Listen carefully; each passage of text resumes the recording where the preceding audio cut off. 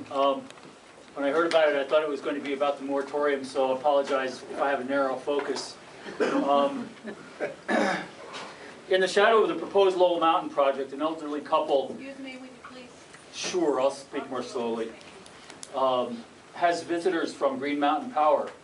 The couple is told this project is going to happen. You better sign the release.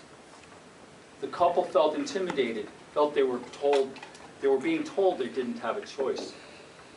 At SolarFest, Vermont's premier alternative energy festival, a woman sits alone in a booth. Her company wants to build wind power towers. When I try to engage her in conversation, she is hesitant, nervous, uncomfortable. When I tell my friend about my experience, I'm told they want to build towers in a town that doesn't want them. Now, on principle, I'm in favor of wind power and all renewables, but I'm also very cynical about the effect of the profit motive on public goods. So when the Lowell Mountain protesters announced themselves as an Occupy group and appealed to other occupiers for support against Green Mountain Power, my principled support for wind power was severely challenged. Green Mountain Power had not behaved as a good citizen and deserved opposition by Occupy as a corporate bully. I support wind power. What am I to do? Now we are told that if Vermont places a moratorium on wind power development, our hesitance will be announced to the nation as a signal that even Vermont is uncertain about the importance of alternative energy. Maybe we shouldn't care.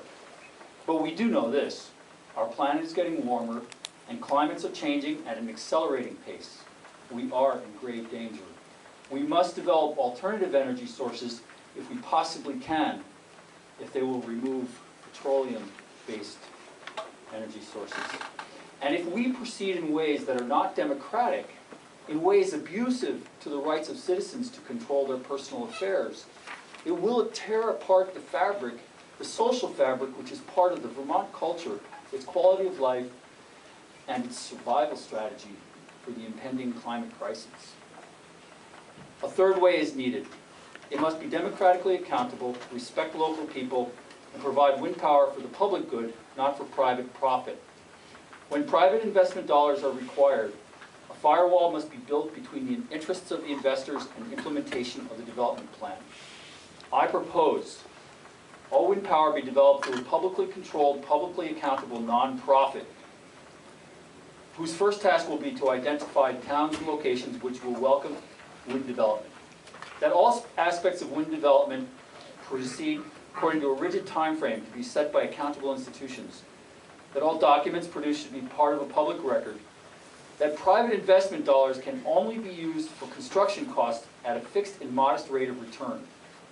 That we create a municipality we might call a viewscape municipality or an impact municipality to benefit all of the towns that are affected. That we fund research in ways to reduce the impacts on forests and ridgelines, because we don't need to destroy ridgelines for private profit. All benefits, if we're to do this, must go to the public sector. And that we require reduced impacts of some percentage over successive wind power developments.